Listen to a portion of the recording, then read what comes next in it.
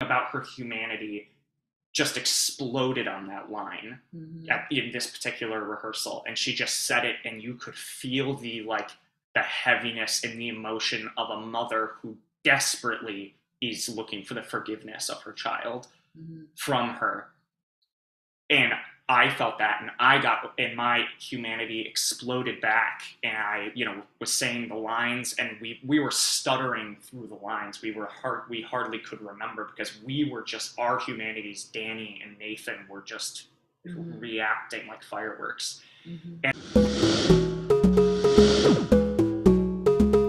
Unity through diversity is like a big party where everyone brings their own special dish, just like each dish has its own flavor.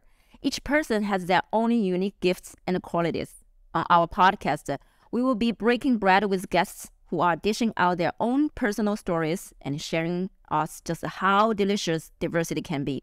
So put on your dancing shoes, grab a fork and knife, and let's celebrate unity through diversity in style.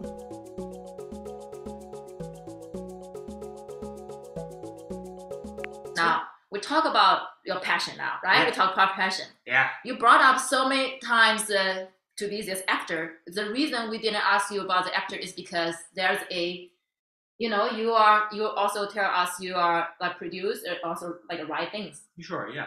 It has somehow a lot of confusion. Like, in some movie, usually the movie doesn't make any sense until the second, third part of the movie. You're like, everything that making sense now. Yeah. So that's why the reason we did not ask you about your passion, which was really going to talk about that. Yeah, I've been waiting the whole session. I got an audition tonight too, so it's a good day to talk about it. See, so this is how things rolls, is like everything going to make sense back to this passion. So tell us a little bit more of not a little bit more, tell us like where all this acting part of thing come into your field. How old were you? You realize that, hey, I want to be an actor. All day long I'll talk about it. I never get the chance. It's right? I mean, my story of like discovering that I wanted to be an actor, or that thing of like, what was the moment? There's not really a big grand one. I mean, I did a play in elementary school. I did Peter Pan, and then I in middle school did Shrek the musical and played Pinocchio, and I liked it, and I thought it'd be cool to be an actor like in that way. But at the time I was working in a veterinary office, actually. And I wanted to be a veterinarian. I was going to go to Michigan State, do a private practice. It was a whole plan. That's great. And then I got into theater class my freshman year of high school. And my theater teacher, Andrew Southwell, really inspired me. I still hang out with him to this day, and I'm going on 4 years graduate. Anyway, and he really inspired me, and I had always heard of like community theater stuff in the area, and I went to my first play in a community theater in the area, and that was super cool, so I wanted to do it.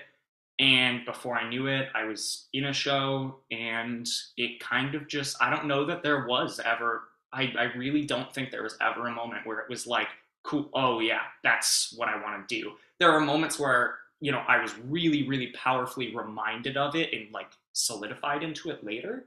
But as far as how I got into it, it really was just a like gradual process of me getting involved and then being like, hey, I really like doing this. So the feeling of now, thanks for clarify.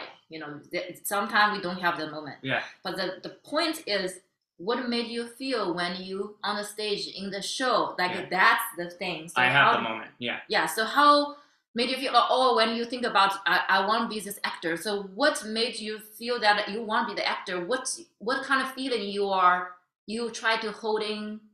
I would say anchor or like honing in. That's the part. Yeah. So I did a play called Hand to God. Where I played like a 15-year-old boy in a very sheltered Christian town, who the plot of the play, irrelevant, forgive me. But there's a scene in it where me and my stage mother are arguing at the very end of the play. And the whole play, this character that I'm playing has just been reaching out for help. He's not doing well. No one's really listening. And him and his mom get into this argument, and I don't remember the line, but I remember the feeling. Yeah. Where there was a rehearsal where she said something, and I don't even think that she knew, but just such something about her humanity just exploded on that line in this particular rehearsal, and she just said it, and you could feel the heaviness and the emotion of a mother who desperately is looking for the forgiveness of her child from her. And I felt that, and my humanity exploded back, and I, was saying the lines, and we were stuttering through the lines. We hardly could remember, because we were just, our humanities, Danny and Nathan, were just reacting like fireworks. And I remember this feeling of like getting just really, really feeling the sense of tragedy for the characters, and like truly just doing this classic thing of like forgetting where you were or what you were doing. And I remember, like, after we broke for that scene, we took a break, and like the director and the costumer and a few other people like coming up to me and Danny and being like, wow, like that was really, like, whatever that was That's amazing. Something. Yeah. And so I remember just being like, we made people feel a thing, or we showed them something that allowed themselves to connect with a part of them that they didn't realize was there. And I think that was really powerful. And there are many other moments like that, both me in the show and watching it. But I think that was the first one where I was like, oh, that's what acting is. Oh, like I knew, I had my fascinations and my passion for it, but like I think that was the first time where I really truly felt something on stage that was unexpected and that took me by surprise. And that was really powerful. And I guess just to continue on, I ended up going to Western Michigan University for acting. Had a great time there. I only went there my freshman year, and then that was 2020 was the end of my freshman year, and COVID hit. Yes. And my only option would have been to go online the next year and pay something like $28,000 to learn acting over Zoom. That didn't feel like something that was going to be a good investment for me.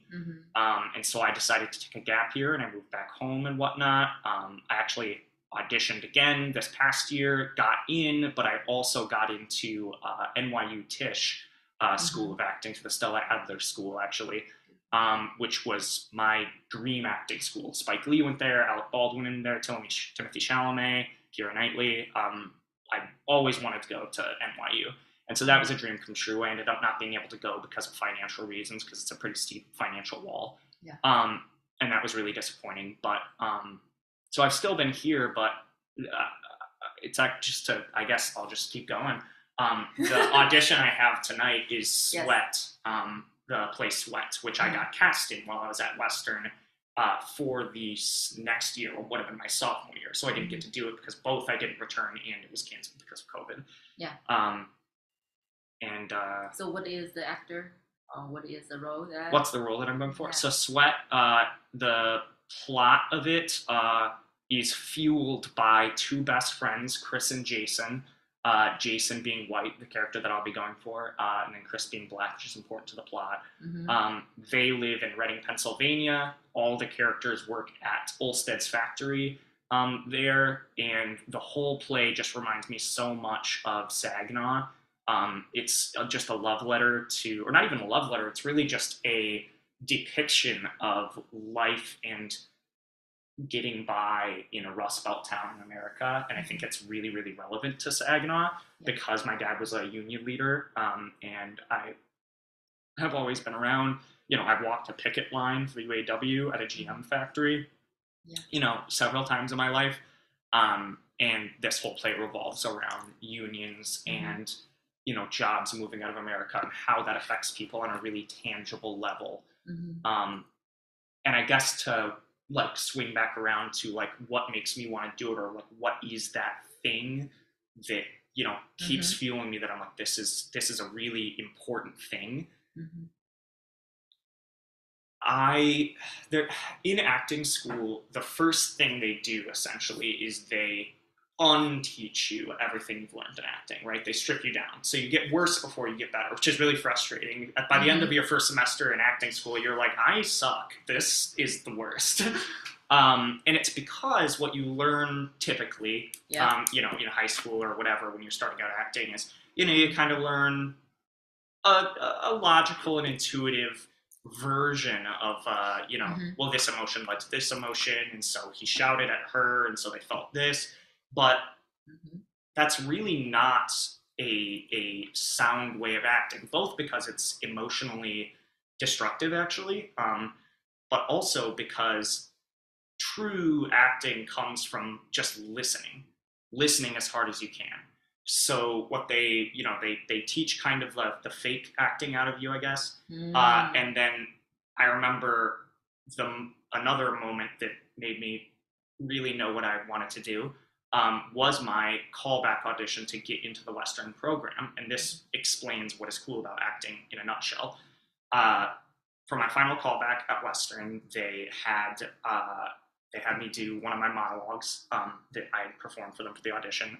It was a monologue from All My Sons by Arthur Miller. And they said, okay, you're going to do the monologue for us that you've done before.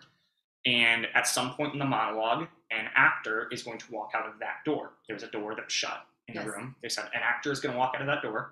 You've never met this actor. He's going to walk in, and he's going to start talking back to you while you're doing the monologue. There's no other lines back and forth written in this, but they had shown the actor the monologue, and he had come up with spaces to where the character I was playing was trying to convince his son of something. So the actor chose to be the son in that situation and say things intermittently and talk back to me that worked in the context of like what I would say in response, but completely unexpected. And their challenge was, break away from this performance that you've planned, from this, I'm going to move here and I'm thinking about this now. Listen to your scene partner and what they're experiencing, because if your character is trying to convince your son that he's right about this thing, he's not just talking to himself and, like trying to mean it really hard. He's looking at his son and knowing his son and reading every facial expression. And when his son kind of rolls his eyes up and his things, he's going to get back on top of him about it. And so the actor walked in and we did the monologue, and I started reacting to him and I started forgetting the lines. But the brilliant thing about it is I had spent so much time with this monologue and was reacting to this guy that even though I forgot the lines, I kept speaking and I was saying things that were almost exactly how the monologues were written, just paraphrased. Because the key of it is you spend enough time with a script and with text and with that character to where it becomes a real person to you, to where it becomes a friend. You try to create this character that's a friend of yours, and you really listen to it, and you spend a lot of time with it. And once you've absorbed that, your challenge once you get on stage is just to listen. Stop, push everything out of the way, just listen. And your character might not look like they're listening, but you just need to listen. And if you've spent enough time with your character, you will feel things on their behalf. It's like if you have a friend that has, this is going to be a really petty example, but like if you have a friend that has beef with someone, and you run into that person, and that person's like, oh yeah, I ran into him the other day, and sheesh, and you like, in your head, you're irritated because you're like, you suck, like whatever, It's that thing of like, you spend enough time with any person and you will feel for them. And that counts as a character that exists on a page. And so you spend enough time with that character, you ignore everything else. And then once you get into rehearsals with that other actor, they're going to say things and you're going to be like, why do you think that? My character has been doing this all along, and you genuinely feel things. And there's this thing of like, those chemicals are released into the air of like, you feel that. And then that's what the audience feels and the scene partner. And that's, once I went to acting school, that's what I realized happened in that moment during Hand to God with the mother character is we both had spent so many time rehearsing, just rehearsing it and rehearsing it and rehearsing it and doing it over and over again, that it was in our blood. And it's so much so that by the time we got to that rehearsal that day, we just must have, for whatever reason, the spirits were with us and we were just a little bit more relaxed. And when she said her line, it genuinely surprised me. And I said it, and we just went back and forth with this energy. So it's a really, really powerful thing. And so with Sweat specifically, I think that what's really powerful is just depicting people, not making a point. I think that's really overrated to make art pieces, certainly valid, but maybe overrated these days to make performance pieces that are themselves making a specific point, like they're hitting the nail on the head of like, you should believe this. I think that what is much more powerful, especially today since things are so divisive, is literally just to depict people honestly in the truth of that situation. And that's boring to some people. Like Sweat, the entire play is all the scenes taking place in this bar with all these friends meeting up and talking about factory life and how the union's going and if they're going to send their jobs overseas.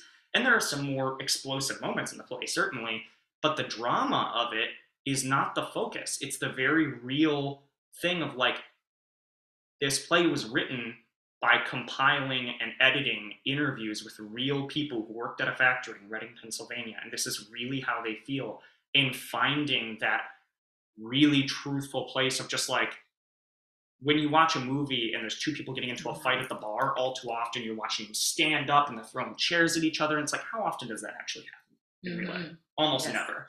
A really intense discussion where you're uncomfortable sitting next to them because you can feel how heated it's going to get is real quiet. And the people are real still and they're talking to each other and they're not breaking eye contact. And I think that just showing people how they are is really, really powerful for the better and the worse. One of the most powerful things, the playwright of Sweat, Lynn Nottage, they invited residents of Reading, Pennsylvania to the Broadway show. And afterwards they met up with them. And one of the ladies said, "Thank you for not making fun of us." Because no one's good in this play. Jason, my character, they go to, it flashes back and forth between 2000 and 2008 when Jason and Chris get out of prison, because they've been in prison for 8 years.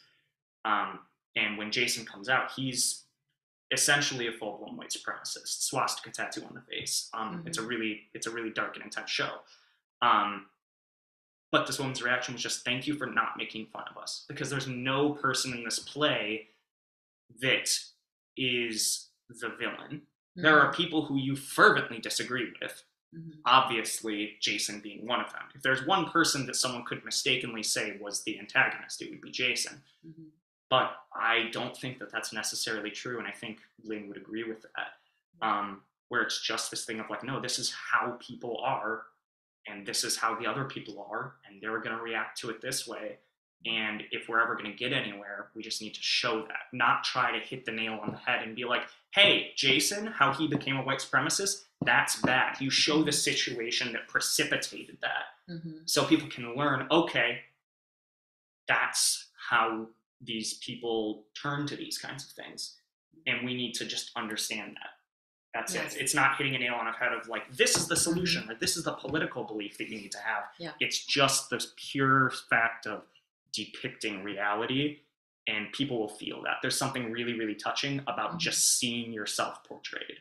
Yes, so there are so many things I'm actually taking notes. Usually I don't, but I was like, this is so important because what you were saying, actually, what I'm understanding is, correct me if I'm wrong, it's like through you are connecting with these roles. Once some are, like you said, they are the real story.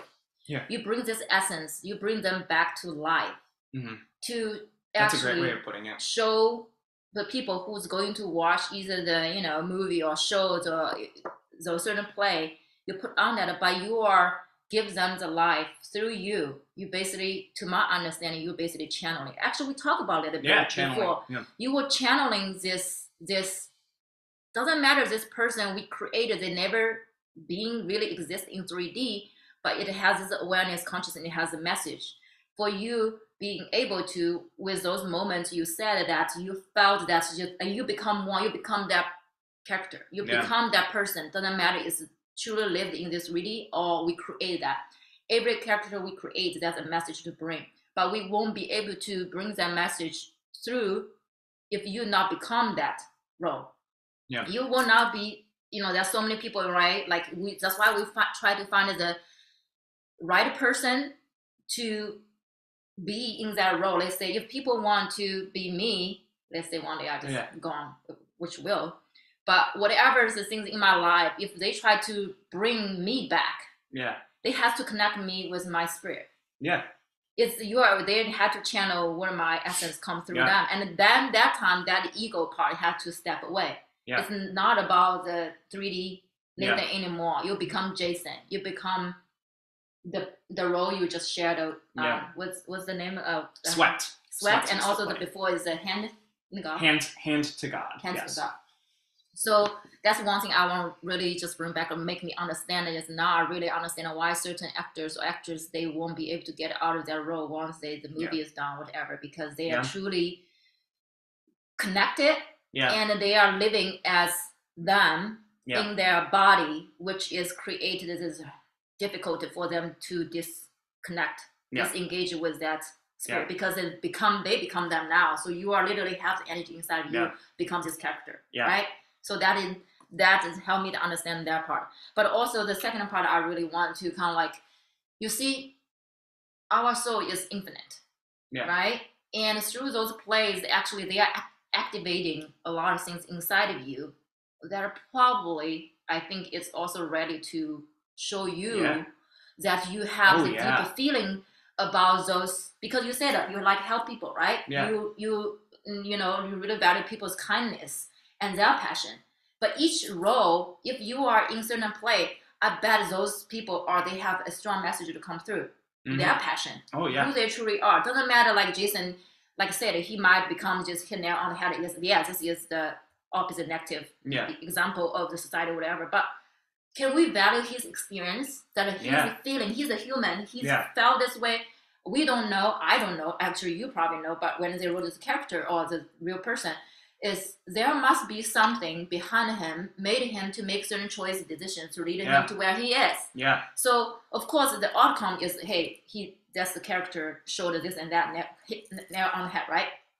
But the process of his experience, his feeling of that, you are showing the real person went through struggles, right? We all had a time in our life, made some decisions, actually putting ourselves in the danger, or potentially we also hurt other people. Oh yeah, absolutely. Do we like the proud of that? Do we say, whoa, that's, but that's, we are showing the realness. You also touched about that. Like, can we bring that raw realness about this character back to the life? Not about like the outcomes, this person become president, this person become a killer, whatever. No. That the real play of the experience of how they from here to there, what they're inside of them, you become that person, right? People can say, find a role, show the audience who I am, what I did, like what are things that I achieved in my life. But what is the best way is going through those difficult times, how I made a choice, the struggles I have to feel, right? Like you talking about in the bar, when people look into each other's eyes, that a lot of things stays in those eye contact, not to be, pick up a chair to hit each other. It's like there's something, is a real thing going on. And when people are noticing, or people, they can feel it. Like that's why it's so important when we go to certain play, like not everybody perceive that as the message you want to deliver. It depends on what their future they have. Whether they went through, like your father probably gonna feel that because he literally went through. And I think sometimes we bring those characters, roles back to 3D life at this moment of lifetime. If we have a teaching, have a message to get across for those people who used to fought for their rights, right? And some of misinterpreted, mistreated, maybe, and some of them maybe they did carry anger, a lot of things to make a choice, right? So it's not for us to judge this character's good or bad, it's but honor the history, honor that the experience they went through. And that's a perfect way to put it too, because one of the characters in the play, so there isn't, I wouldn't say a main character. The plot is very driven by Jason and Chris, but I think it's driven and then shown through the perspective of Tracy, Cynthia, and Jesse, who are three middle-aged best friends women. They all work at the factory, and in the middle of the play, Cynthia, Chris's mom, Tracy is Jason's mom, Cynthia gets a promotion to floor manager or something of the like at the factory. And it kind of becomes this thing of like, oh, well, now you're one of them. And, you're getting the more pay and you're on the side that's trying to take our jobs away and stuff like this. And Cynthia's coming to the bar and is like, no, I'm fighting for you. I'm trying, kind of thing. And it brings into play this very, very classic, trope of like, oh, your best friend gets the job at your boss and suddenly things change. But what's different about it and really cool about it is it does not come to a point. Like, it does not come to a point of like, this is bad, you have to stick with your class. And it does not come to a point of like, hey, they shouldn't have been so mad, she's just doing what she needs to do. It just depicts the emotions that come with that. And what that does is you see that, and maybe you've been in that situation, and just seeing it depicted, there's the simple matter of like, oh, I'm not alone kind of thing. But then there's also this thing of like, the more times that you're exposed to the same situation or the same emotions, your subconscious mind is always working, and it's just food for it. And eventually, you'll get there to what you need to do for your truth. So that's a perfect way of putting it, where it's just like, we're not judging, we're literally just showing. And that's our job as actors, is just to show. Allow people to feel what the characters went through in their life without putting in the boxes. Because you think about it, if you give them a second choice, if they went through, let's say, oh, okay, this is the choice to lead you to the present today. Choices. If they would show the whole show like they watch a movie, I bet they will, when they make those critical points, they will change differently. But that's about life. Now, the whole thing about this podcast as well, called Unity Through Diversity, right? Like, everybody are choose different paths to show that actually we are part of the one that allows the uniqueness, allow Jason to be exist in this society, allow Gina, allow Nathan, allow whoever, because we are literally demonstrate our own way of existing in this unity, that we are included everybody. It's not about outcome, good or bad. Of course, there are certain things need to be, that's why we created this legal system, being, certain things, if you do all of that, you get punished. But he made the choice. You made a choice, go to New York. I made a choice to come to the United States. Right? I made a choice to make this podcast. Actually, same as George Floyd. Things happen. So, like, let's talk about George Floyd a little bit. Not talk about him. Also, because being back to this thing is like, do you think that he want to get killed? No. No, right? However, it's like our society at certain points, I'm saying that certain things he meant to die or whatever. That's another George Floyd. If that's something, if it's tipping, like you said, something is boiling inside, right? So it's not become George Floyd or Gina, or if I died, it would be, Asian Lives Matters. That's why I came back, Stop Asian Hate, right? Asian Hate, That's the whole thing about that. But our society usually will pick up as, Jason, same thing. You put a label on it. We put on label as Black Lives Matters. But what if I would say, well, if you want me to change the sign, I'm gonna everybody's life matters. Instead of stop Asian hate, I was like, can we love everybody? Right? So it's like, it really depends how we see these things. But also, let's talk about those things like George Floyd thing and Asian hate, things inside the boiling. It has to happen, come out one way or another. But if we just taking the outcome, that thing be putting down as Black Lives Matter, but what if his message is like everybody's life matter? Right? He does actually. Jason has a line where his best friend Chris is talking about going to college, and I think that, part of my choice as an actor is going to be to say the line that I'm about to tell you that he responds with, is this because he's Black, or is this a genuine ignorant comment on his part? Is he was like, what, you're gonna go to school? Like, you're gonna go to school? Like, you're gonna suck and all this stuff. And he's talking to him, and then he makes a joke and he goes, like, what is this, Black History Month? And Chris goes, actually it is. Do you have a problem with that? And he was like, well, I just don't get why there's no White History Month. So it is this very relevant thing of like, I have my own personal political beliefs on those things, but I think that above all else, you have to understand where people are coming from. Not agree, but you have to understand. And I'm not even saying necessarily that you have to make the argument that understand you need to agree. seek out these people, right? But you have to understand it if you're going to solve the problem, whatever way you choose to. If protest is the answer, if picking fights on Facebook is what you think is going to make a difference, whatever it is, you have to understand it if you're going to have this mentality of trying to help it, because any attempt to help these kinds of really, really sensitive things has to come from this really, really intentional place of good faith arguments, and you cannot have a good faith argument if you don't understand where they're coming from. And it's really, really hard. It's really, really hard. And I think that where people get tripped up is they think that understanding someone means you agree.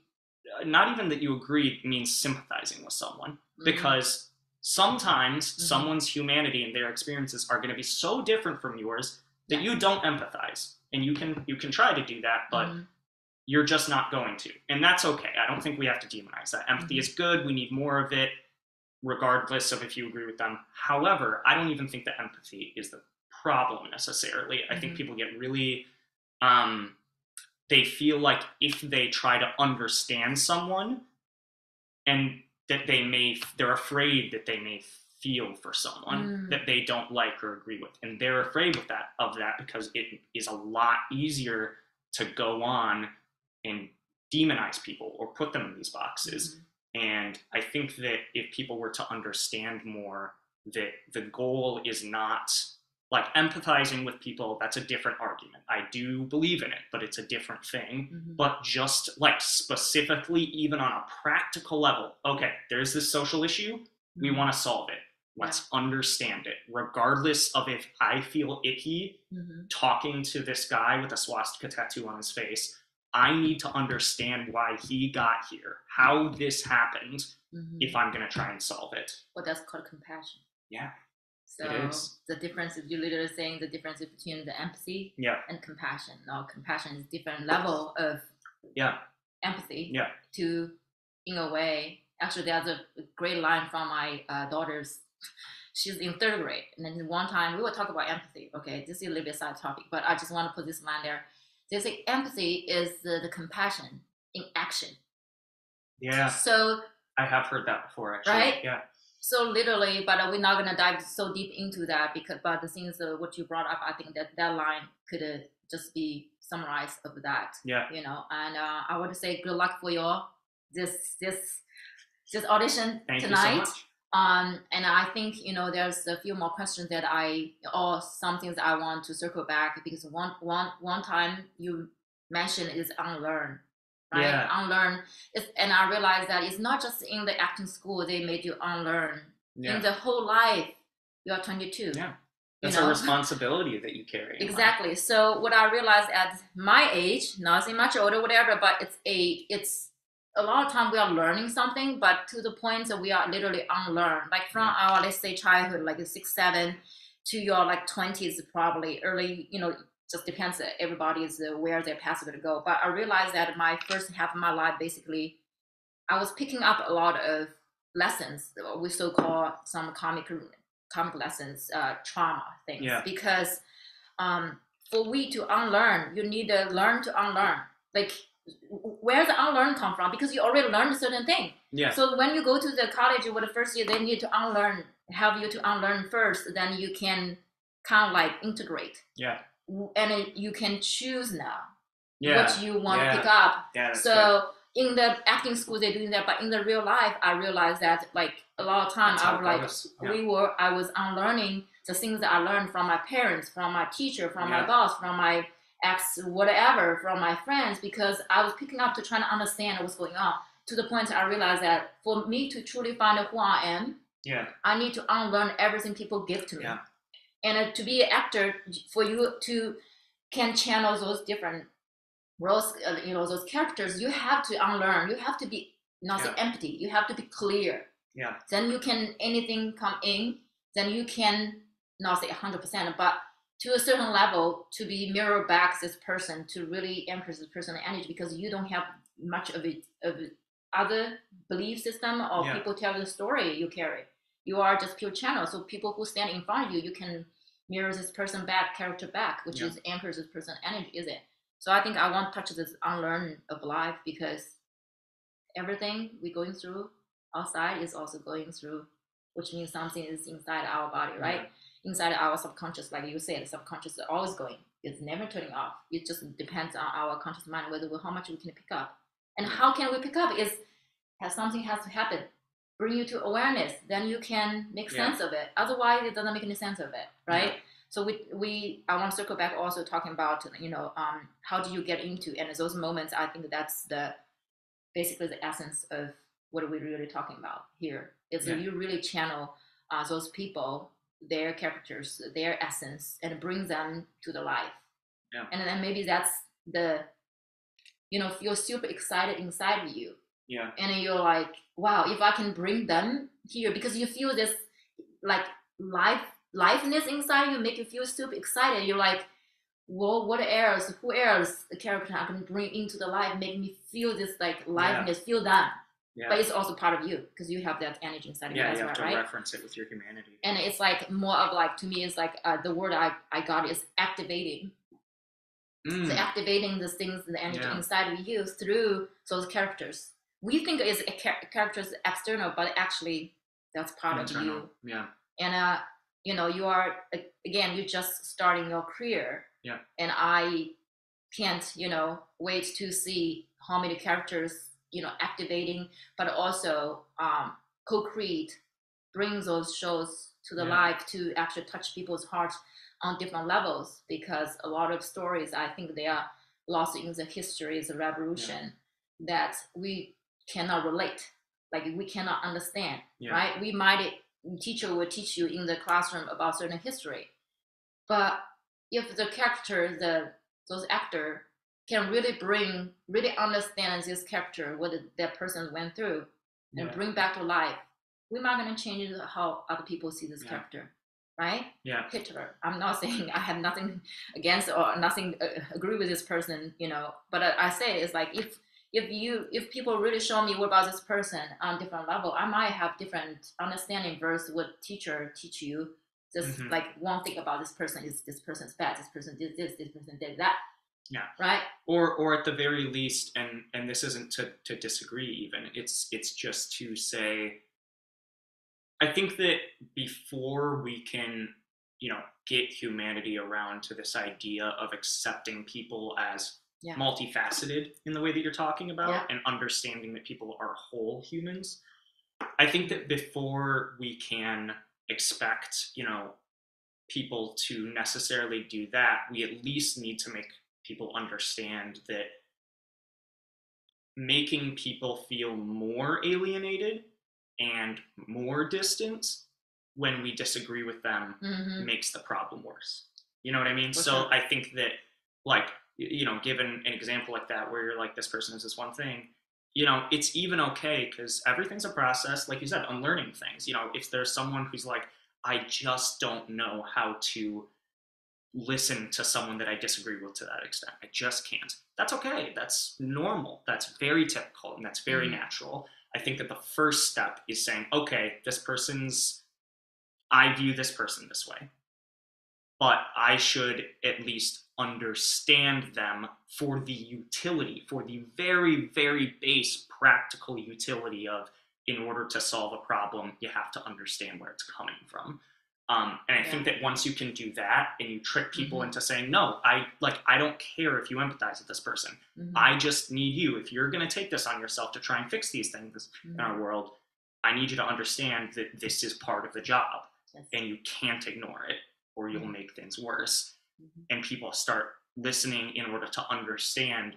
The second part will come. People will start to see people as whole people, and they will start to, not pigeonhole them as one thing. But I think that the idea of empathizing with and showing compassion to people like that is a really validly terrifying thing for people, because then they have to accept parts of themselves that they didn't know were there. Exactly. So I think that's the first part, is just really making sure that people understand. Listen and understand. Understand people. Right? Listen and understand. That's cool. I think it's Acting. better. Acting. Listen and understand. I love that. So, okay, let's talk about, what's our something let's say in 2023, 2023. what's your like intention? Because we need to move to the present and the future a little bit. Just like if we give you have one word intention.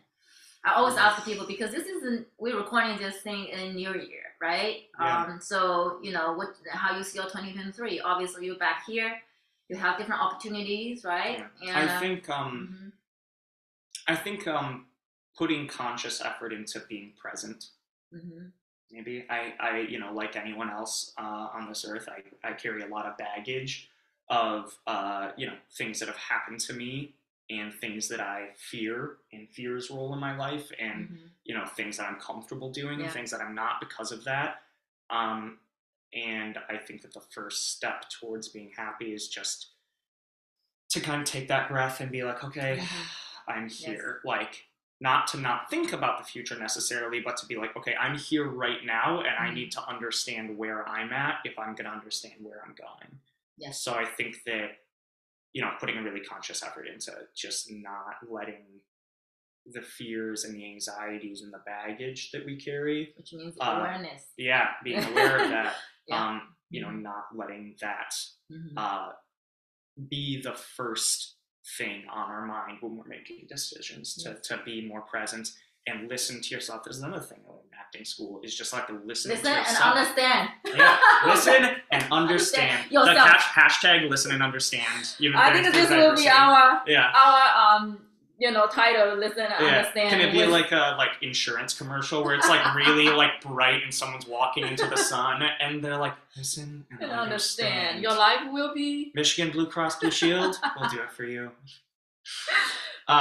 Yes. But yeah, I think it's just I think I just need to work on that. I think is probably my intention, because that is something that I learned in acting school, is like, as much as you listen to your scene partner, also listening to yourself and really opening yourself up. It's a really like short and weird story, but one of the like biggest like things that I like kind of experienced in college is like, once I started trying to open myself up and like really at all hours of the day just be like, what does my body tell me? Like, what does it want right now? Yes. As far as like going to eat on campus was like the first thing. It was just like I get so indecisive, like, do I have time to go eat, or what should I eat, or should I go to this dining hall, but that one has better food, and just this thing of like, breathe. Valley Dining Center sounds good. Checking yourself. Yeah, and going and like leading that, and like this kind of thing of like putting less thought into it leads you to a more serene, happy, fulfilling place. And then I started eating, like taking care of myself more, where I'm like taking a break and I'm like, yes, I do want to stay in bed, but my body wants to eat, so I'm gonna go do that. Like, what I mean, of this thing. So I think the same thing, but just on a whole life level of just taking space for myself and like understanding what I'm experiencing right now and what the solution to that is. Okay. Now last part is fun part, okay? Let's play. Ready? Fun part, cool. Okay, so use 3 words if your father were to describe you. My father were to describe me? Yeah, 3 words. I ask everybody on this podcast. I think that my dad really thinks that I'm really cool. Like, I think that he really all the time is like, ooh, you little cool guy. So I think that, sure, cool, we'll say. Yeah. Passionate. I think that he would describe me as that. We talk a lot about that kind of thing. And kind. I think that my dad would describe me as very kind. He's very proud of me. He always tells me stories about when I was young, being kind to like other kids and stuff. Okay, 2 more, okay? 2 more? Yeah, 2 more words. Like, this is your father, which is your family, right? Yeah. What if you choose one coworker who worked with you, or generally if you think about it, what are your coworker going to describe you? Like, why just in general coworkers I've had? Or you can pick somebody. Let's say coworker. Yeah. Okay. Or they kind of know you, like, we all have this vibe we drop into workplace, right? Yeah. What people would usually describe you if those people work with you? Yeah. Yeah. I'll choose my coworker Paige, Creation. Yes. Shout out to her. She's fantastic. Yeah. I think she would describe me as easygoing.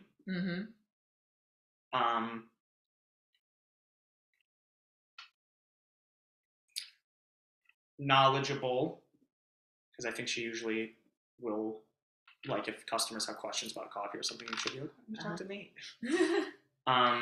Yeah. And goofy.